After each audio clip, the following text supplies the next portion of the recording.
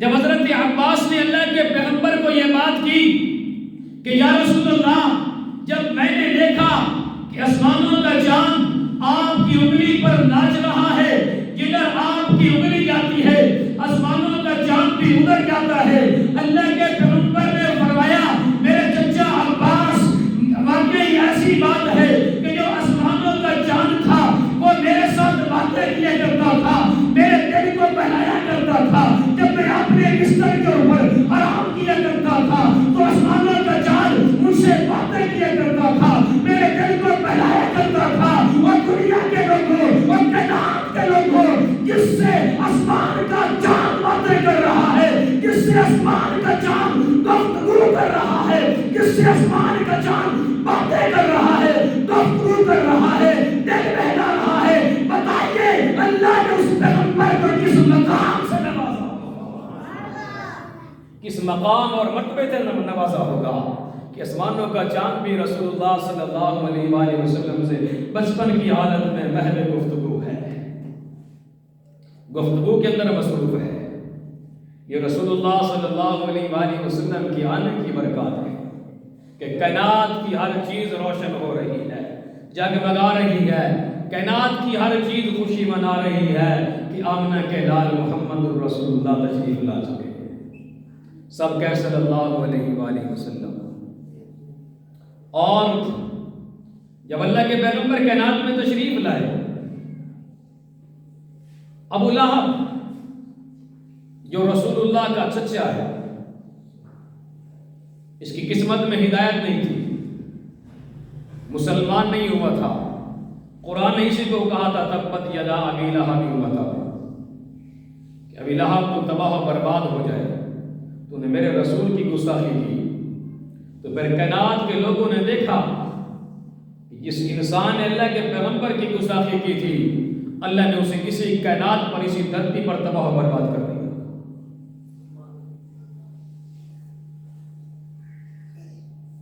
اس کی ایک نگرانی ہے، خادمہ ہے، لونڈی ہے، جس کا نام تاریخ کے اوراق میں درج ہے صوبیہ۔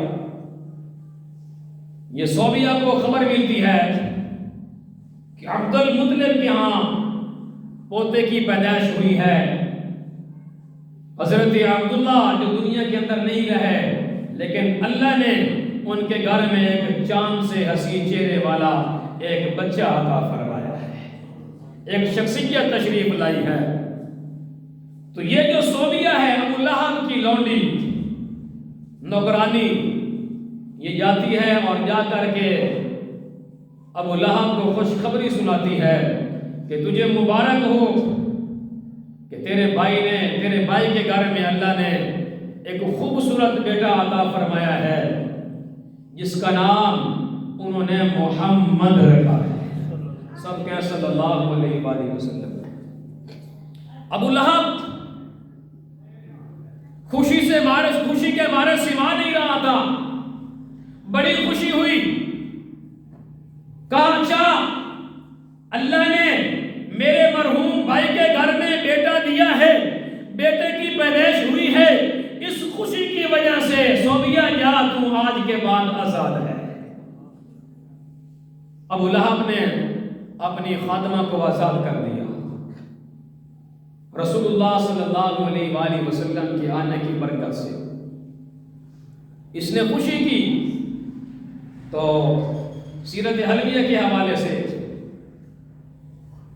فرمایا کہ اس نے جو رسول اللہ صلی اللہ علیہ وآلہ وسلم کے آنے کی وجہ سے اس کو خوشی ہوئی اور اس نے ایک لونڈی کو آزاد کیا، تو فرمایا کہ جس دن اللہ کے رسول کائنات میں تشریف لائے تھے وہ پیر کا دن تھا، صبح صادق کی گھڑی تھی، تو فرمایا پیر کے دن جو ہے ابو لہب کے اوپر جو عذاب مسلط ہے اس کے اندر اللہ کی طرف سے نرمی ہو جایا کرتی ہے۔ سبحان اللہ، یہ کافر کے عذاب میں نرمی ہو رہی ہے جس نے رسول اللہ صلی اللہ علیہ وآلہ وسلم کی آنے پر خوشی کا اظہار کیا۔ تو ایمان والوں کو کیسے خوشی نہیں ہوتی؟ ابو لہب نے اپنی لونڈی کو آزاد کر دیا اور حضرت عبد المطلب میرے رب کے پیغمبر دادا بیت اللہ کا طواف کر رہے ہیں. بیت اللہ کے اندر مشرکین مکہ نے، کفار مکہ نے بیت اللہ کے اندر بتوں کو رکھا ہوا ہے، بیت اللہ کو بتوں سے بھرا ہوا ہے، اور مشرکین مکہ بیت اللہ کے اندر انہوں نے بت رکھے ہوئے ہیں. میرے اور آپ کے پیغمبر کے دادا عبد المطلب جو ہیں وہ بیت اللہ کا طواف کر رہے ہیں. جب اللہ کے پیغمبر میرے اور آپ کے کریم آقا اس کائنات کے اندر تشریف لاتے ہیں تو ان کے تشریف آوری کی وجہ سے بیت اللہ کے اندر جتنے بھی بت رکھے ہوئے تھے وہ سارے کے سارے بت اندے منہ زمین پر گر جاتے ہیں، اور اندے منہ زمین پر گر کر کے اور بتوں کے اندر سے آواز آتی ہے کہ وہ کائنات کے اندر ہستی تشریف لا چکی ہے. تو جب بتوں کو نیست و نابود کرے گی، بتوں کو سب ہستی سے مٹا دے گی، حضرت عبد المطلب نے اپنے کانوں سے بیت اللہ کی دیواروں سے یہ آواز سنی ہے کہ مجھے بسانے والا کائنات کے اندر تشریف لا چکا ہے، اسے کائنات محمد مصطفیٰ کے نام سے جانتی ہے. یہ بیت اللہ کے در و دیواروں سے آواز آ رہی ہے کہ کائنات کے اندر وہ ہستی تشریف لا چکی ہے جس نے آ کر کے بیت اللہ کو بسانا ہے. بلند نواز یا سبحان اللہ. جس نے آ کر کے بیت اللہ کو بسانا ہے. اور رسول اللہ صلی اللہ علیہ وآلہ وسلم کائنات میں تشریف لائے. حضرت عباس کہتے ہیں میں نے دیکھا آسمانوں کا چاند باتیں کر رہا ہے رسول اللہ کے ساتھ، اور اللہ کے پیغمبر صلی اللہ علیہ وآلہ وسلم نے ارشاد فرمایا کائنات کے اندر کچھ ایسے بچے تھے خوش نصیب کہ جنہوں نے اپنے پنگوڑے کے اندر گفتگو کی. پنگوڑے کے اندر ابھی وہ بولنے کے قابل نہیں تھے، چلنے کے قابل نہیں تھے، بات کرنے کے قابل نہیں تھے، لیکن اللہ رب العزت کی مرضی سے اگر اللہ چاہے تو پھر اللہ کی مرضی سے اگر اللہ کی مرضی شامل حال ہو تو پھر انسان تو انسان، حیوان تو حیوان، جانور تو جانور، بلکہ اللہ تبارک و تعالیٰ پھر پتھروں کو بھی بلا سکتا ہے. پتھر بھی میرے گواہی دیتے ہیں کہ یہ جو آنے والی ہستی ہے یہ آخر زمان پیغمبر محمد مصطفیٰ کی ہستی ہے. اللہ کے ہاں کوئی مشکل نہیں ہے. میرا اور آپ کا رب ہر چیز پر قدرت رکھنے والا ہے. ان اللہ علی کل شیء قدیر ساتھ ہے. فرمایا 3 بچے تو بنی اسرائیل کے اندر آئے تاریخ کے حوالے سے جنہوں نے پگوڑے کے اندر بات کی، گفتگو کی. ایک کا نام جریج ہے جس کی گواہی ایک معصوم بچے نے دی. جریج یہ کون ہے؟ یہ بنی اسرائیل کا زاہد و پارسا شخص ہے، متقی پرہیزگار شخص ہے، عبادت گزار شخص ہے، دن رات اللہ کی عبادت کے اندر مصروف ہے. اور پھر آپ کو پتہ ہے یہ دنیا داری کا معمول ہے. دنیا دار جو لوگ ہیں نا کسی کو چھوڑتے نہیں ہیں، چاہے کوئی نیکی کے رستے پر چل پڑے چاہے کوئی الٹے رستے پر چل پڑے. اگر کوئی بے نمازی ہے اللہ نے اسے توفیق دی ہے، وہ نمازی بن گیا ہے، لوگ کیا کہیں گے یار بڑا بیٹا نمازی بنے ہوئے ہوں تو مسیح توڑ بن گیا جناب. یعنی ایسی بات کریں گے اس کی آنے کی خوشی نہیں ہے کہ اللہ نے اسے اپنے گھر میں آنے کی توفیق عطا فرمائی ہے، یہ نہیں کہیں گے بلکہ بات بنائیں گے.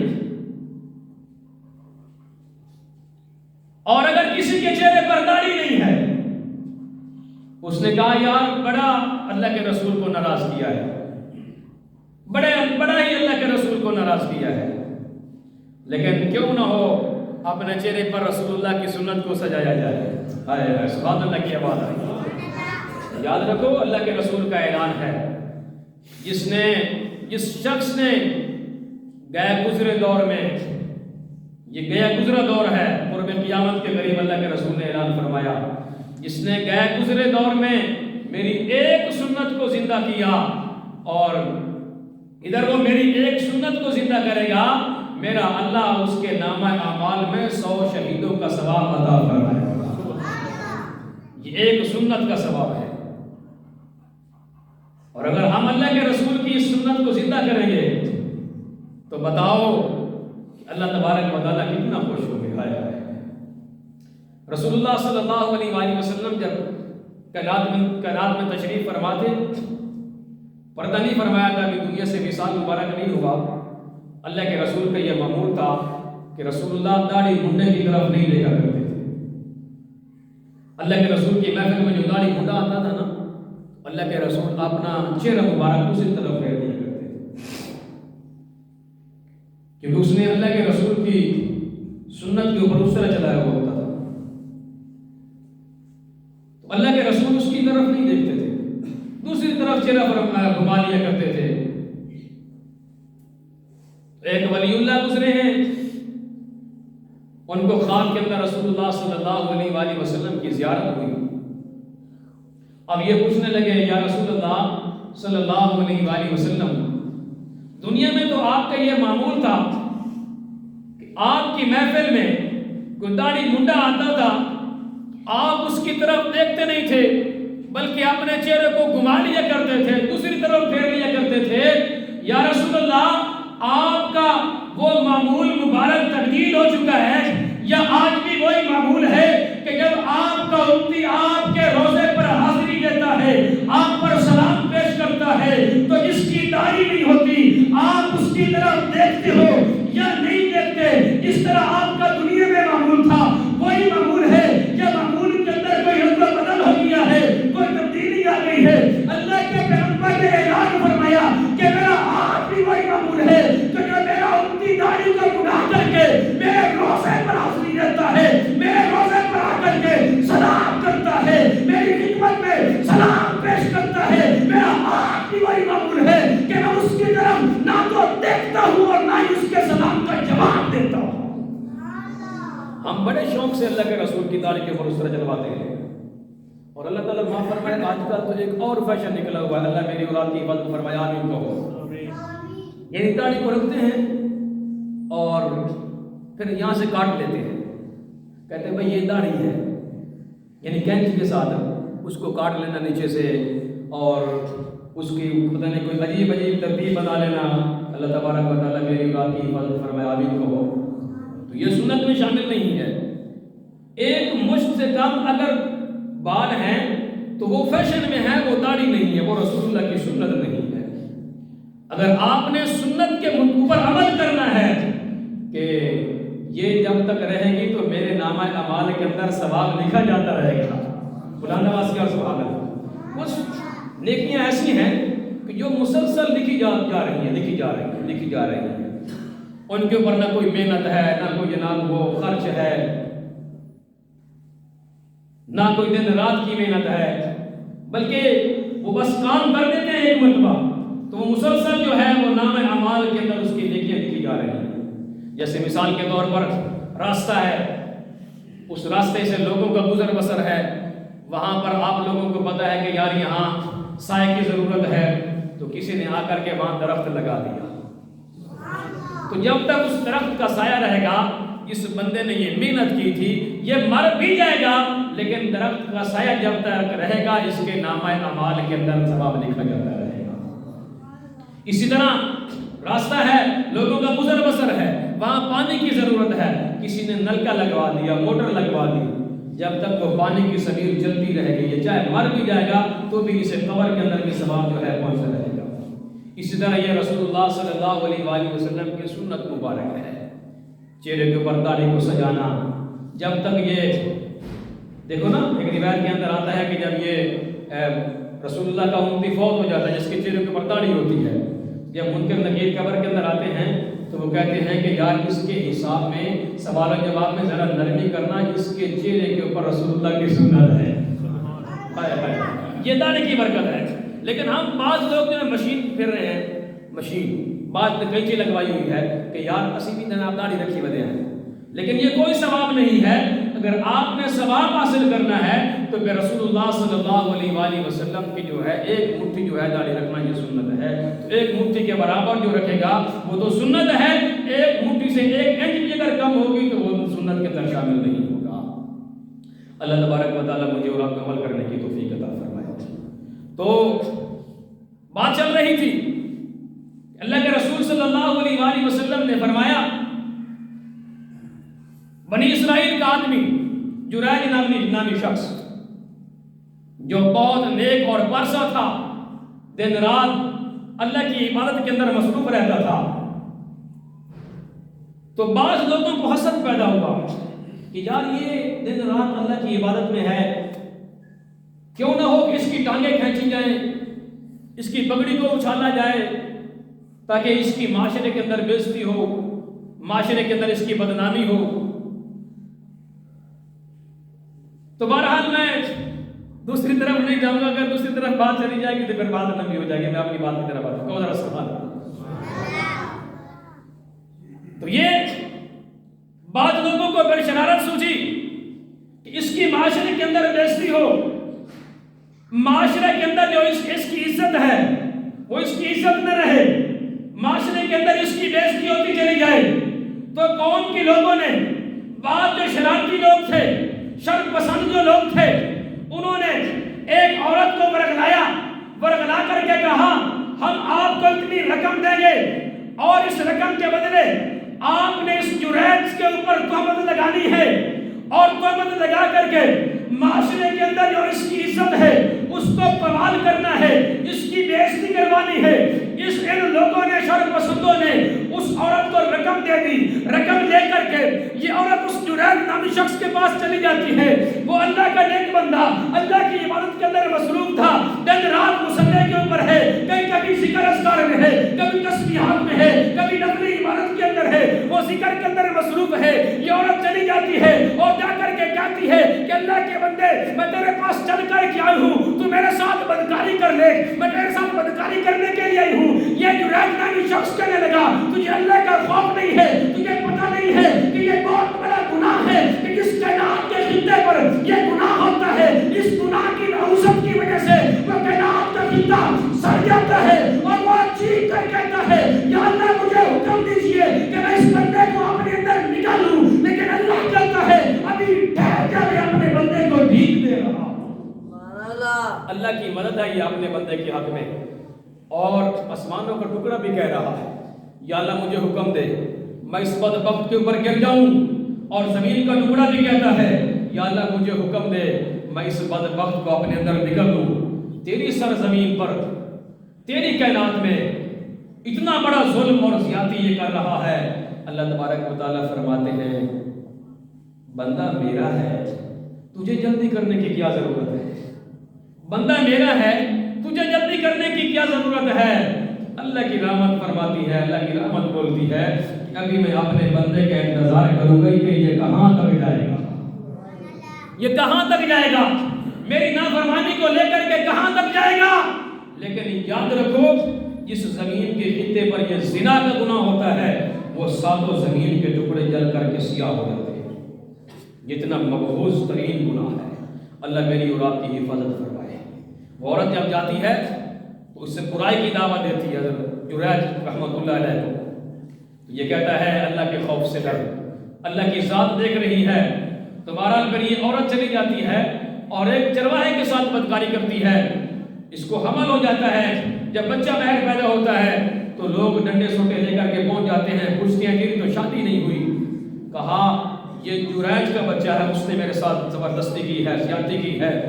قوم جو ہے ڈنڈے سوٹے لے کر کے جریج کے پاس پہنچ جاتی ہے، قوم مارنا پیٹنا شروع کر دیتی ہے۔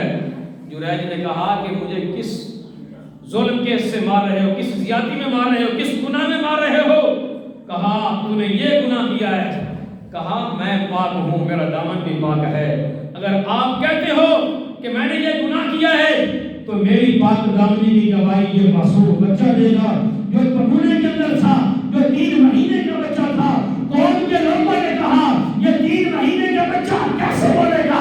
تو جریج نے کہا جو کائنات کے اندر حق پر ہوتا ہے، سچ پر ہوتا ہے، تو میں حق پر ہوتے ہوئے اللہ رب العزت کے حکم سے کائنات کے ذرے بھی اس کی گواہیاں دیتے ہیں، کائنات کی جتنی مخلوق ہے اس کی گواہیاں دیتے ہیں۔ جریج نے اس بچے کی طرف اشارہ کیا کہ میری پاک دامنی کا گواہی دیجیے. جب اشارہ کرتا ہے تو 3 مہینے کا بچہ بولتا ہے, بول کر کے کہتا ہے کہ اللہ کی دھرتی پر جنید پاک ہے.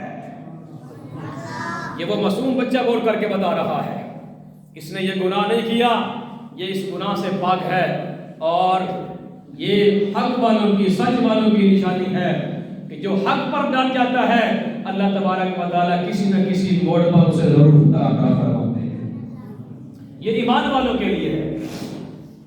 آج مسلمان پریشان ہے, اس کی وجہ کیا ہے کبھی ہم نے سوچا نہیں ہے. ماں کہتے ہیں غیور نوجوان سنیو, آج فلاں ملک میں مسلمانوں پر ظلم ہو رہا ہے, فلاں ملک پر مسلمانوں پر ظلم ہو رہا ہے.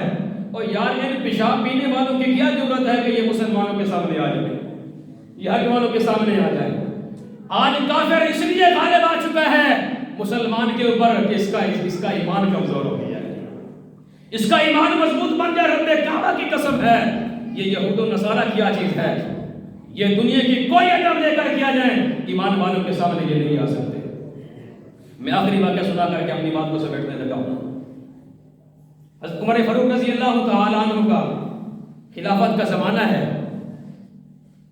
قادسیہ کی جنگ ہے, اور حضرت عمر رضی اللہ تعالی عنہ نے حضرت خالد بن ولید کو بلا کر کے کہا کہ جاؤ اور جنگ کا معائنہ کر کے آؤ کہ کفار کا کتنا لشکر ہے, ان کی کتنی فوج ہے, ان کی تعداد کتنی ہے, تاکہ اس کے مطابق ہم بھی جنگ کی تیاری کر سکیں. حضرت خالد بن ولید رضی اللہ تعالیٰ عنہ جاتے ہیں اور کفار کی فوج کا معائنہ کر کے آتے ہیں. واپس آ کر کے امیر المومنین حضرت فاروق اعظم رضی اللہ تعالیٰ عنہ کو بتاتے ہیں حضرت ان کی فوج کی تعداد 60 لاکھ ہے, 60 لاکھ ہے, 60 لاکھ کا ہم نے مقابلہ کرنا ہے. حضرت عمر نے فرمایا گھبرانے کی ضرورت نہیں ہے, ادھر پیشاب پینے والی قوم ہے, ادھر لا الہ الا اللہ محمد رسول اللہ والی قوم ہے. ان کی ضرورت نہیں ہے کہ ہمارے سامنے آ سکے. فرمایا حضرت عمر نے خالد بن ولید کو, بتاؤ محمد کے سپاہی تجھے 60 لاکھ کے مقابلے میں محمد رسول اللہ کے کتنے سپاہیوں کی ضرورت ہے؟ حضرت خالد نے کہا امیر المومنین صرف 30 صحابی مجھے دے دیجئے. سبحان اللہ کی آواز نہیں آئی. 60 لاکھ ہے اور حضرت خالد بن ولید رضی اللہ تعالیٰ عنہ سیپا سلا رہے صحابہ کرام کی جماعت کا. کہنے لگا امیر المومنین اللہ کے پیغمبر کے 30 صحابی دے دیجئے, 30 سپاہی دے دیجئے. حضرت عمر نے فرمایا میرے بھائی خالد وہ 60 لاکھ ہیں, تو 30 آدمیوں کی بات کر رہا ہے, زیادہ کرو. کہا امیر المومنین کافی ہیں. کہا نہیں زیادہ کرو. کہا حضرت اگر آپ کا اصرار ہے تو پھر 30 اور شامل کر دیجئے, 60 بندے لے لیجئے. 1 لاکھ کے مقابلے میں محمد کا سپاہی ایک نوجوان سپاہی جا رہا ہے. یہ ایمان ہے یار, یہ ایمان کی مضبوطی ہے. 1 لاکھ کا مقابلہ کرنے کے لیے میرے رب کے پیغمبر کا ایک صحابی جا رہا ہے. اور پھر یہ گئے جنگ میں طریق کے اوراق اٹھا کر کے دیکھو. پھر یہ گئے رسول اللہ صلی اللہ علیہ وآلہ وسلم کے صحابہ گئے, رسول اللہ کے وفادار گئے, رسول اللہ کے جان نثار گئے, رسول اللہ کے اوپر اپنی جان قربان کرنے والے پھر گئے. 60 ہیں, ادھر 60 لاکھ ہیں, اور 60 آدمیوں نے 60 لاکھ کا منہ بھی پھیر دیا, ان کو جہنم بھی رسید کیا. اور پھر ان 60 جوانوں نے ان مشرکین کو, اس پیشاب پینے والی قوم کو میدان سے بھاگنے میں مجبور کر دیا. وہ کفار میدان چھوڑ کر کے بھاگ گئے. یہ ایمان کی مضبوطی ہے, لا الہ الا اللہ محمد رسول اللہ. یہ ہم زبان سے جو پڑھتے ہیں, کاش یہ پڑھا ہوا ہمارے دل پر اتر جائے, یہ ہمارے دل میں آ جائے. اگر یہی اثر ہمارے دل پر ہو جائے تو پھر ان کی ماں بھی نہیں سوئی کہ یہ مسلمانوں کے سامنے آ جائے. اللہ میرے اور آپ کے ایمان کو مضبوط فرمائے. اللہ تبارک و تعالیٰ سے دعا کہ خالق کائنات مجھے اور آپ کو قرآن و سنت کے مطابق زندگی گزارنے کی توفیق عطا فرمائے. وآخر دعوانا الحمدللہ.